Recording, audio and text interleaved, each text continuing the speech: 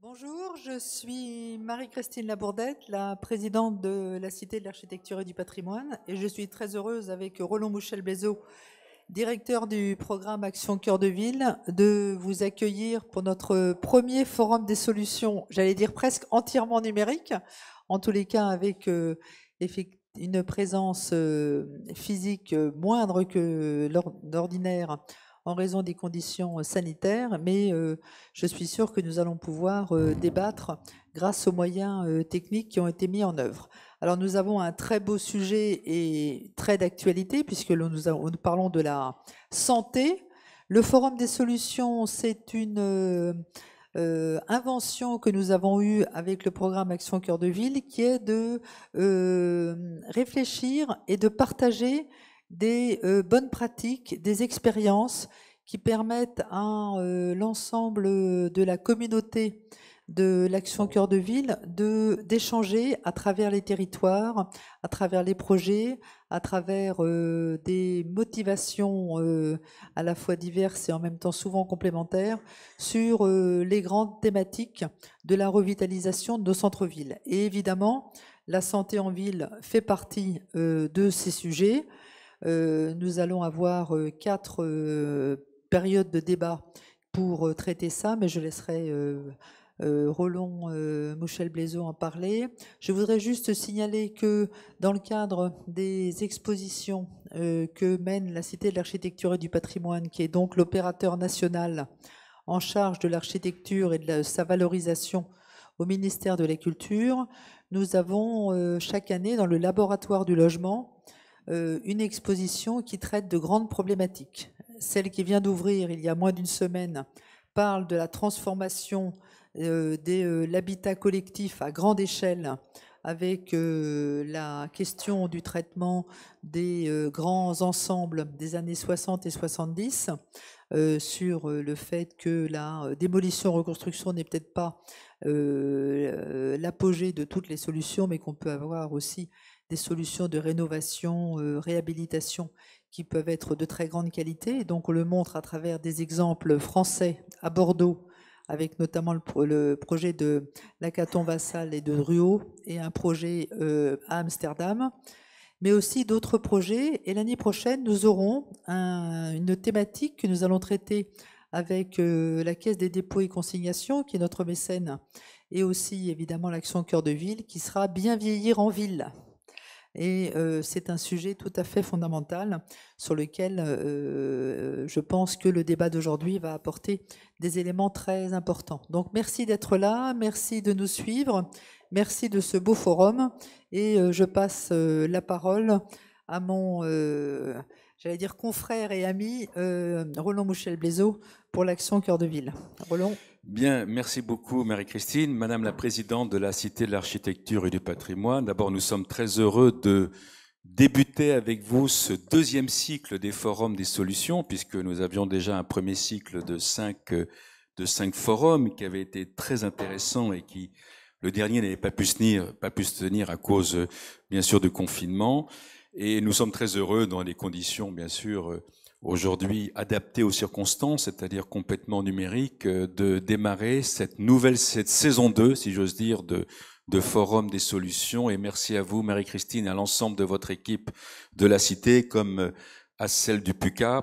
Anne Ving s'exprimera juste après moi pour avoir, avec les équipes d'Action Cœur de Ville, préparé cette saison 2 des forums qui va être très riche, puisqu'on abordera aujourd'hui la santé, mais aussi la prochaine fois le zéro artificialisation nette. Et nous venons de lancer avec Action Cœur de Ville, le PUCA et la direction des HUP, des territoires pilotes en sobriété foncière, et nous aurons l'occasion d'y revenir la prochaine fois sur la production en ville, la mobilité, la place du local, de recycler l'existant, etc., etc., la biodiversité. Bref, tous des sujets qui sont aujourd'hui au cœur des réflexions des élus, des professionnels, des aménageurs et de l'ensemble de ceux qui souhaitent contribuer à une nouvelle conception de l'aménagement urbain. Aujourd'hui, le thème de la santé en ville, nous avions déjà, bien avant que virus complètement pervers viennent perturber et je dirais créer la crise économique, sociale et sanitaire que nous connaissons, nous avions déjà l'idée de traiter ce sujet puisque finalement il est sous 3 dimensions et la crise actuelle en renforce l'urgence. Le premier, c'est en termes d'équipement. D'ailleurs, on a sorti, c'est une étude de l'IFOP qui a été faite sous l'autorité de Jérôme Fourquet et qui a été présentée, Madame la Présidente, dans vos locaux lors de notre rencontre nationale Action Cœur de Ville le 8 septembre dernier.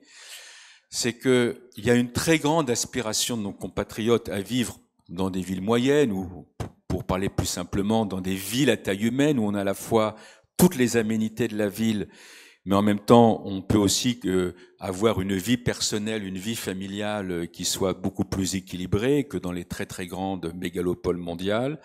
Et un des éléments importants d'ailleurs dans le choix de ceux qui souhaiteraient continuer et résider ou venir y résider, c'est la place, l'importance, le niveau des équipements sanitaires et des équipements médico-sociaux. Et donc, c'est un élément d'attractivité et de différenciation qui sont extrêmement importants.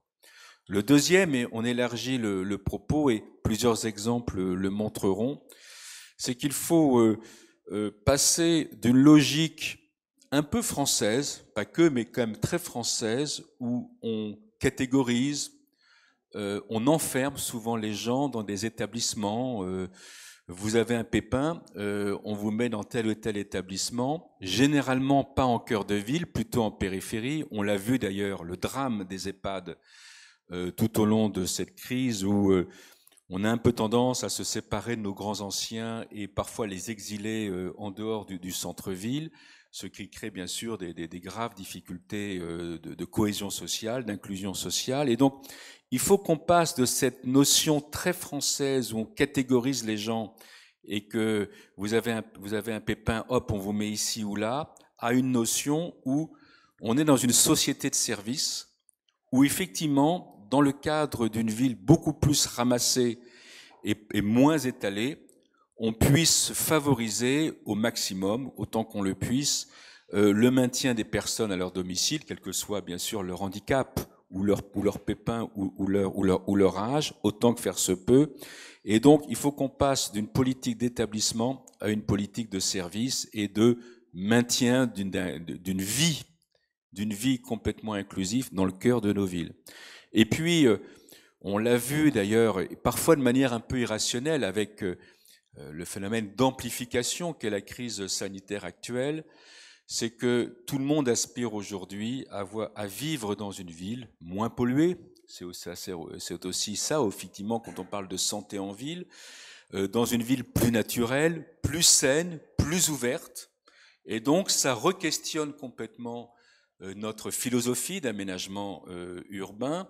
Ça re-questionne la question de l'étalement urbain, ça re-questionne aussi le fait qu'il faut effectivement, notamment dans une ville plus naturelle, faire de la nature une infrastructure à part entière, quand on parle aussi d'îlots de chaleur, de ville du bien-être et du bien-vivre, enfin bref, une ville qui soit pas une ville un peu subie, mais une ville où on a plaisir d'habiter, de travailler, de prospérer, d'aller au loisir lorsqu'ils seront bien sûr de nouveau totalement permis. Et donc, vous voyez bien que toute cette dimension est de plus en plus importante. Certaines villes moyennes du programme ont d'ailleurs mis la santé parmi leurs axes prioritaires, même s'il n'était pas au départ obligatoire, si j'ose dire, en tant que tel, mais on retrouve cette thématique dans directement ou indirectement, sur beaucoup de sujets qui sont menés. En fin de compte, la question plus globale qui nous est posée, au-delà bien sûr des réponses très intéressantes qui vont vous être présentées sur différents axes, c'est de quelle manière on doit transformer notre vision de l'aménagement urbain, notre vision de la densité. Comment on peut concilier le fait qu'il faut mettre fin à l'étalement urbain et mettre plus de personnes en ville, tout en ayant un cadre de vie qui soit plus naturel et plus sain. et plus agréable. C'est bien sûr la quadrature du cercle en apparence, mais je crois que c'est l'intérêt des forums de montrer qu'il y a beaucoup d'innovation dans nos territoires. Et je remercie encore la Cité de l'Architecture et du Patrimoine, le PUCA, de nous aider justement à cheminer dans ces innovations qui, j'en suis sûr, feront beaucoup de petits. En tout cas, je souhaite à tout le monde un très bon forum et en tout cas très intéressé, en remerciant les intervenants présents ou à distance de leur contribution. Je vous rappelle que nous avons mis en ligne, et d'ailleurs aussi imprimé, mais mis en ligne une sorte de catalogue pour les 5 premiers forums qui se sont déroulés, et bien sûr, avec l'aide de la Cité et du PUCA, à la fin de cette seconde saison, nous mettrons en valeur ces contributions territoriales extrêmement intéressantes. Bon forum, je suis déjà trop long et je donne la parole maintenant à Anne Vigne, qui est la directrice adjointe du PUCA et qui va vous présenter notre journée.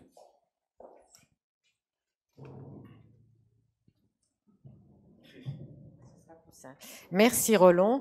Donc moi je représente le PUCA, qui est le plan urbanisme construction architecture, qui est un organisme de recherche et d'expérimentation, donc comme son nom l'indique, sur l'urbanisme et l'architecture, mais c'est aussi un organisme qui traite de sciences sociales et qui fait de la recherche en sciences sociales sur ces sujets-là. Hélène Pesquine, qui dirige le PUCA, ne peut malheureusement pas être avec nous aujourd'hui, donc je la représente. Voilà. Alors, Roland vous a très bien expliqué l'objectif de ces forums. Donc, cette saison 2, vous avez le programme sur nos différents sites. Il y aura 9 forums, en fait, jusqu'en juin. Alors, l'objectif, c'est de s'enrichir par ces retours d'expérience et d'échanger autour de ces expériences assez innovantes, et là, donc, en faveur de la santé et du bien-être, pour arriver à comprendre les interactions, comme l'a dit Roland, entre santé, urbanisme, architecture, cadre de vie, et découvrir comment, justement, favoriser la santé, le lien social via l'urbanisme et l'aménagement. Alors aujourd'hui, on va donc vous parler de 4 expériences, de 4 cas particulièrement intéressants. Il y aura une synthèse à la fin avec les outils qui sont à disposition pour agir en faveur de la santé. Et chaque en fait intervention, en gros, ce sont des séquences de 30 minutes avec 10 minutes de présentation par leur concepteur ou leur maître d'ouvrage et 20 minutes de discussion pour échanger autour de ces projets. Et vous pouvez donc poser des questions dans le chat.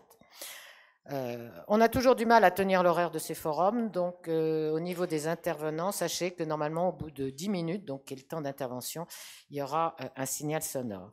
Alors sur ces quatre projets qui vont vous être présentés, on a justement voulu prendre des entrées différentes. La première, ça va être une démarche d'urbanisme favorable à la santé dans le cadre d'un programme de renouvellement urbain à Miramas. Le deuxième, ça va être sur le cadre de vie, la nature, puisque ça va être un jardin thérapeutique, le Jardin de la Paix à Tremblay en France. Après, on va aller sur un équipement public de santé, une maison de santé pluridisciplinaire qui est à Châteauneuf-sur-Sarthe. Et ensuite, on aura une séquence particulière sur ville et vieillissement, puisqu'on va aller à Dax pour le village landais Alzheimer. Voilà. Et le grand témoin sera Sandrine Dess, qui est chef de projet à la DGLN, donc au ministère de l'écologie, et qui essaiera de faire une synthèse de ce qu'on s'est dit et de présenter donc les outils à disposition en faveur de la santé. J'ai oublié de préciser que nous élargissons le public qui peut s'inscrire à ces forums. Bien sûr, tout le monde est le bienvenu. Nous avons démarré avec les villes Action Cœur de Ville dans le cadre de Réinventons nos cœurs de ville. C'est bien sûr ouvert à toutes les villes moyennes bénéficiaires du programme Action Cœur de Ville. A été annoncé récemment par la ministre de la Cohésion des Territoires, Jacqueline Gouraud, le lancement du programme Petites Villes de demain, qui est pour les villes de moins de 20 000 habitants ayant une fonction éminente de centralité dans leur territoire. Et donc, j'ai proposé que aussi les représentants à terme, les représentants de ces petites villes, notamment signataires d'une ORT, puissent également se joindre à la communauté des forums. Donc je leur souhaite la bienvenue.